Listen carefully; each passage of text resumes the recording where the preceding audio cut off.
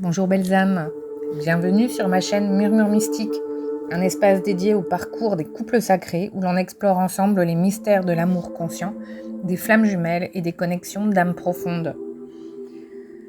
Aujourd'hui, je vais vous parler d'un sujet qui touche profondément beaucoup de personnes sur un chemin spirituel intense, le parcours de flammes jumelles, mais en particulier ce moment souvent déstabilisant, mais riche d'enseignements où une âme sœur entre en scène.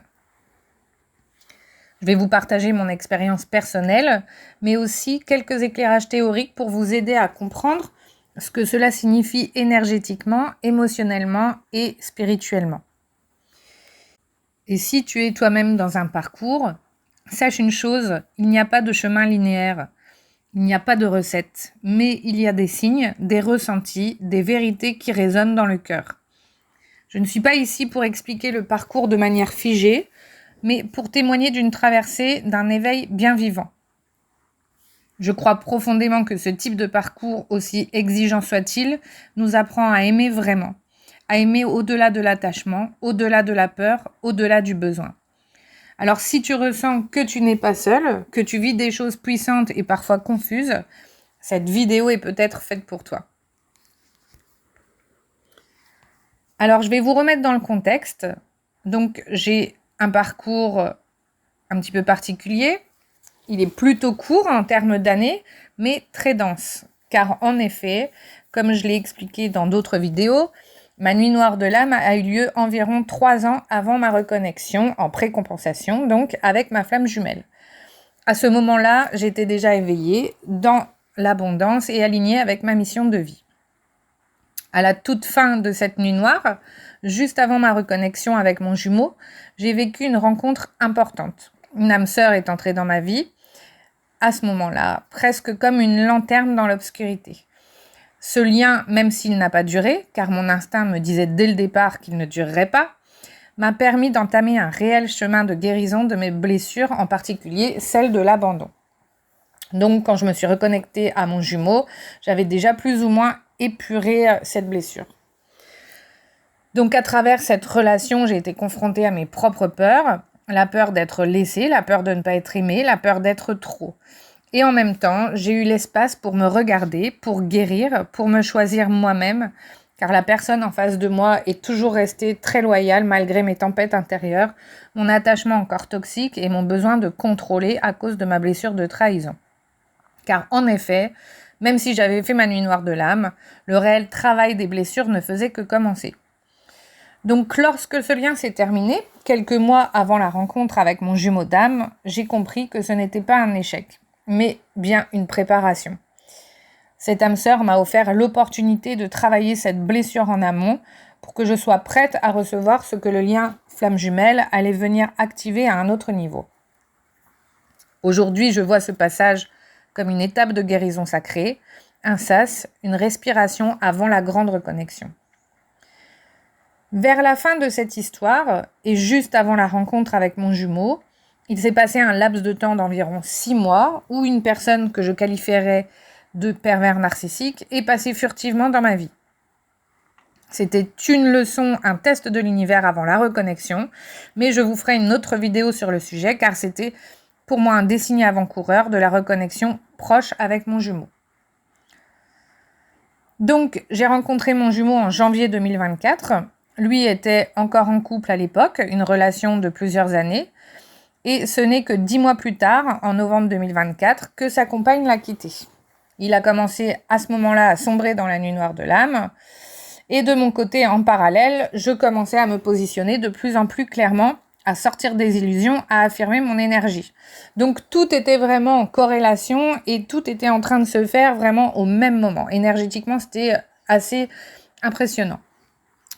Donc même si nous nous voyons que quelques heures par mois dans le cadre du travail avec mon jumeau, donc il y a toujours eu cette intensité qui était là.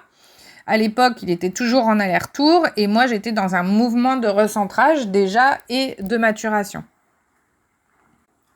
C'est donc au moment où sa tierce le quitte et qu'il entame sa nuit obscure de l'âme que l'univers m'envoie un miroir différent. Dans le cadre de mon activité professionnelle, j'entre en contact avec une nouvelle personne. Une personne de polarité yang, comme moi, avec qui l'échange est immédiatement fluide, évident et lumineux. Dès le premier appel téléphonique, j'ai su. Je ne sais pas comment vous expliquer, mais j'ai su que cette personne aurait un impact dans ma vie, de près ou de loin.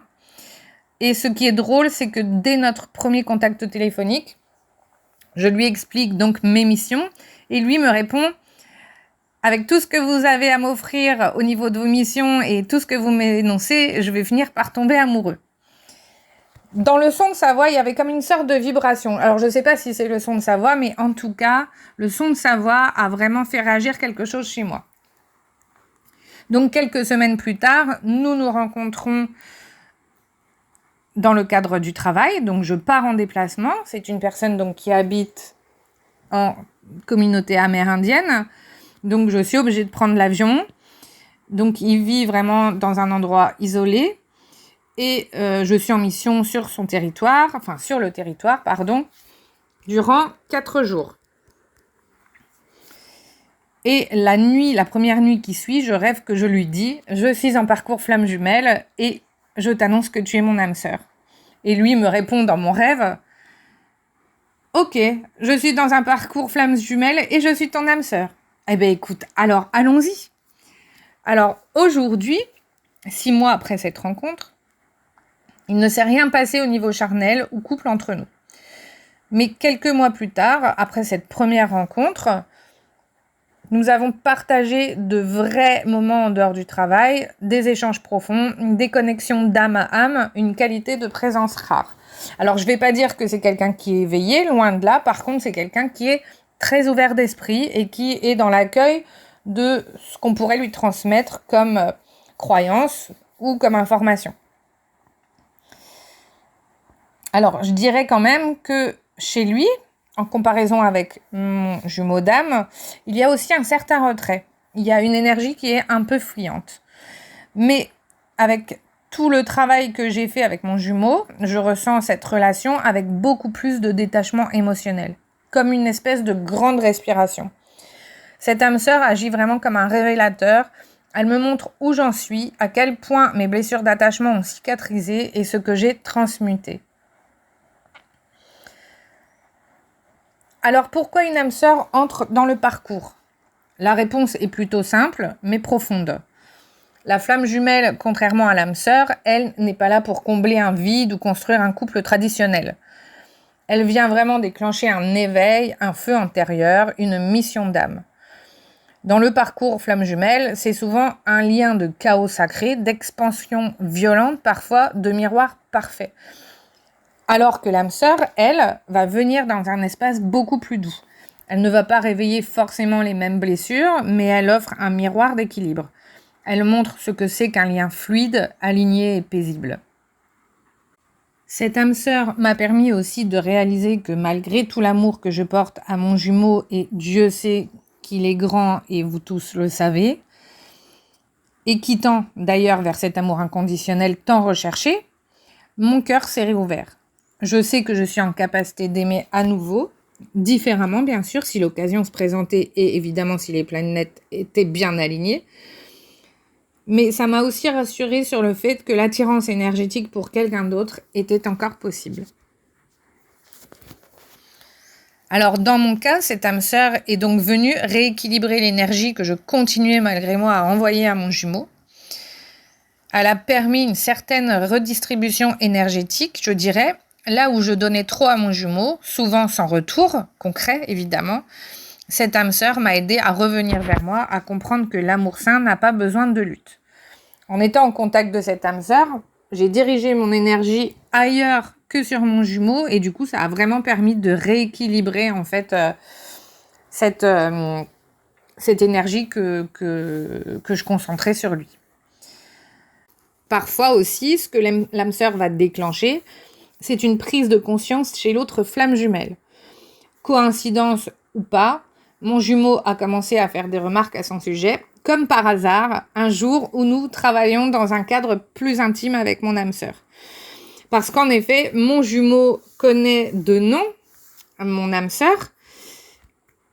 Ils se connaissent de loin, ils ne se sont jamais rencontrés parce qu'ils sont sur des mêmes postes similaires et qui sont amenés avec toute une circonscription à travailler ensemble de temps en temps et du coup à faire des visios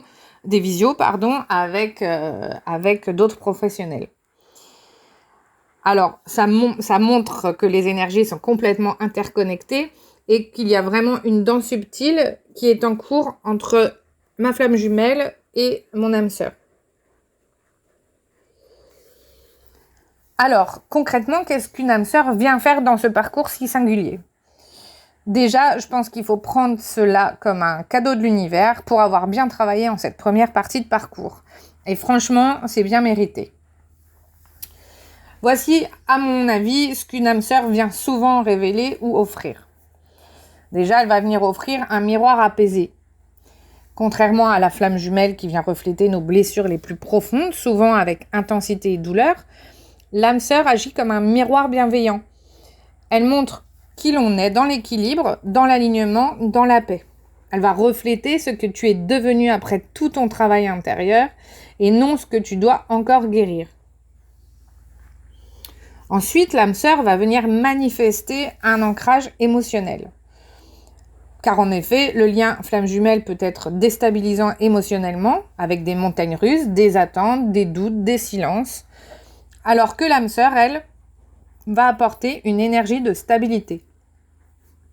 Elle permet de respirer, de reprendre contact avec ton cœur sans te perdre. Elle ne cherche pas à te tester ou à te repousser, mais simplement à être là en présence.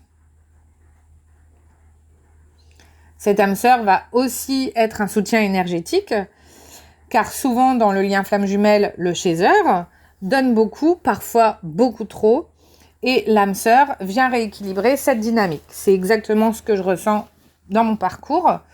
Et donc, elle va t'apprendre à recevoir.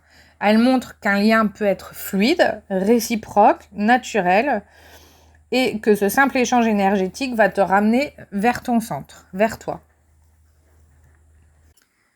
Elle va aussi offrir une revalorisation personnelle, car quand on a vécu le rejet ou l'indifférence de son runner, on doute de sa valeur, en tout cas dans les premiers temps. Et cette âme sœur, elle va venir te rappeler que tu es quelqu'un qui est aimable ici et maintenant, sans te changer.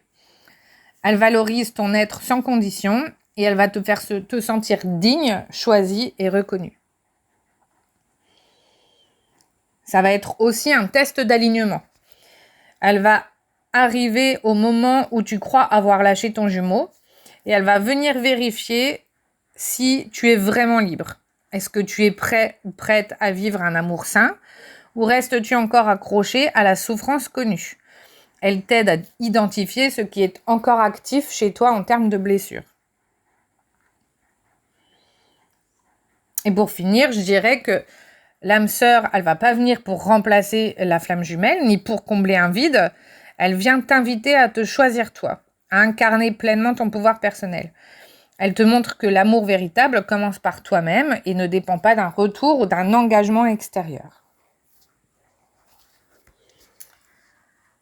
Alors, il y a quelque chose que j'ai observé aussi, qui est assez déstabilisant, et que beaucoup sur ce chemin, j'imagine, expérimentent aussi. Vous pourrez me le dire dans vos commentaires. Ça m'intéresse énormément. L'âme sœur que j'ai rencontrée donc en fin de parcours ressemble étrangement à mon runner. Alors, pas physiquement forcément. Dans mon cas, je dirais que c'est frappant parce que mon âme sœur et mon jumeau ont la même tranche d'âge, le même métier. Et aujourd'hui, ils sont tous les deux célibataires, sans enfants, avec des valeurs profondément humanistes. Et ils ont un côté assez ours solitaire. Et pourtant, ils sont complètement différents dans leur énergie. Mon jumeau est plutôt yin, dans une sensibilité contenue, avec une intériorité puissante, mais parfois difficile à exprimer. Quant à mon âme sœur, lui est plutôt yang, plus direct, plus affirmé dans sa posture. Et c'est justement là que l'univers m'a donné une clé. Alors, comme je disais, c'est pas forcément physiquement, quoique ils sont métis tous les deux. Ils ont plus ou moins le même gabarit, mais c'est surtout dans l'attitude et dans l'écho vibratoire qu'il y a une forte ressemblance. Mais, comme je dis, il y a une vibration qui est complètement différente. Mon âme sœur a aussi cette tendance à garder une certaine distance, à ne pas tout dévoiler. Et une partie de moi au début, quand je l'ai rencontrée, aurait pu croire revivre un schéma. Mais en réalité, ce n'était pas un rejet ni une fuite, c'était un test doux de mon propre positionnement et je pense avoir réussi le test. Là où le runner m'a éveillée dans la douleur, l'âme sœur me révèle dans la paix. Il me montre ce que j'ai transmuté, ce que j'ai travaillé, ce que j'ai libéré, et il me pose cette question en silence. As-tu encore besoin que l'autre reste pour te sentir aimé, ou peux-tu rester dans ta lumière même quand l'autre est ailleurs ? Alors je crois que ce genre de lien agit comme un écho évolutif du runner. Pas pour répéter le passé, mais pour montrer que tu n'es plus dans la blessure. Tu ne poursuis plus, tu ne chasses plus, tu observes, tu accueilles et tu restes aligné. Tu es observateur de ton parcours. Et c'est là que tu comprends que tu n'as plus besoin que l'autre change pour continuer à t'aimer toi-même. Alors aujourd'hui, je ne suis en couple ni avec mon jumeau ni avec mon âme sœur. Il n'y a aucun échange physique, que ce soit chez l'un ou chez l'autre. Je vois cette dernière très ponctuellement car la distance géographique et la complexité à aller le voir est là. Mais quand on se retrouve ne serait-ce que sur le versant professionnel, il y a toujours cette qualité d'instant, cette profondeur, cette fluidité. Il n'y a rien à prouver, rien à forcer. Il y a comme une loyauté silencieuse qui s'est installée entre nous. Ce que je ressens profondément aujourd'hui, c'est que chaque lien qui entre dans notre vie est sacré. Mais cela ne signifie pas qu'il doit être figé ou possédé. Avec mon jumeau, j'ai connu la brûlure du manque, l'obsession, l'espoir douloureux. Avec mon âme sœur, je découvre la légèreté d'un lien sans chaîne, même si parfois un flou persiste, ce n'est plus grave. Alors ça m'a appris une chose, ce n'est pas tant avec qui on est, mais comment on est avec soi-même dans chaque lien. Alors il y a des jours où je ressens encore des vagues, des doutes, des questions, mais il y a surtout une paix nouvelle, un silence intérieur qui ne dépend plus d'une réponse extérieure. C'est cette paix que je chéris et je crois que c'est elle la vraie union intérieure.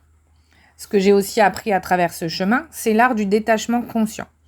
Le détachement, ce n'est pas renier l'amour ni fuir ses sentiments, c'est simplement sortir de l'attente. C'est accepter que l'autre n'a pas à combler un vide, ni à réagir selon notre tempo, c'est honorer l'amour sans l'emprisonner. Alors je ne fuis pas mes émotions, mais aujourd'hui je choisis de ne plus les laisser me diriger. Je peux aimer sans posséder, je peux ressentir sans souffrir, et je crois que c'est l'un des plus grands cadeaux du parcours Flamme Jumelle. Cette capacité à aimer librement, profondément, sans dépendance, avec cette loyauté du cœur qui va s'installer naturellement. L'âme sœur, dans son énergie douce et stable, me permet d'atteindre cette maturité émotionnelle aujourd'hui. Elle me montre ce que c'est que de rester dans l'amour sans tomber dans le sacrifice. Alors pour terminer, si toi aussi tu es sur un chemin de flamme jumelle et qu'une âme sœur apparaît, surtout ne te ferme pas. Ne crois pas que c'est une distraction ou une punition. C'est souvent un pont, un miroir, une aide précieuse pour te repositionner, pour revenir à ton centre, pour vivre un amour plus juste, d'abord avec toi-même. Mon conseil, je dirais que c'est d'observer les ressentis, sans précipitation, sans catégoriser les liens, surtout, parce qu'on a tendance à mettre tout dans des cases, et laisse-toi traverser. Surtout, continue ton travail intérieur, car c'est lui qui va définir la qualité des relations que tu attires à toi. Et si j'ai un message à te transmettre, je dirais que c'est celui-ci. L'amour véritable commence le jour où tu n'as plus besoin qu'il te revienne d'un autre. Le lien de flamme jumelle est un appel à la complétude, mais attention, la complétude, ce n'est pas la solitude ou le renoncement. C'est la joie d'être en relation sans se perdre. Nous sommes des êtres incarnés, et nous sommes sur Terre pour expérimenter l'amour à travers les relations. C'est la capacité à aimer, même sans retour, mais sans s'oublier. L'âme sœur, elle, te montre ce que tu es capable de recevoir quand tu arrêtes de courir après ton runner. Et parfois, ce miroir-là te révèle que tu étais déjà prêt. Peu importe si ces personnes restent dans ta vie ou non, leur passage est un message, leur énergie t'aligne. Alors, sois doux avec toi, célèbre chaque étape, honore chaque lien. Et n'oublie pas, ce n'est pas la finalité amoureuse qui importe, c'est ce que tu incarnes dans l'amour. Tu es déjà l'union que tu cherches, et c'est cette lumière-là qui transforme tout. Merci d'avoir partagé ce moment avec moi. Si cette vidéo vous parle, si elle résonne avec votre propre parcours, je vous invite à laisser un petit mot en commentaire, à mettre un pouce ou à vous abonner pour continuer ensemble cette exploration des mystères de l'amour sacré. Et surtout, prenez soin de votre âme. À très bientôt sur Murmure Mystique.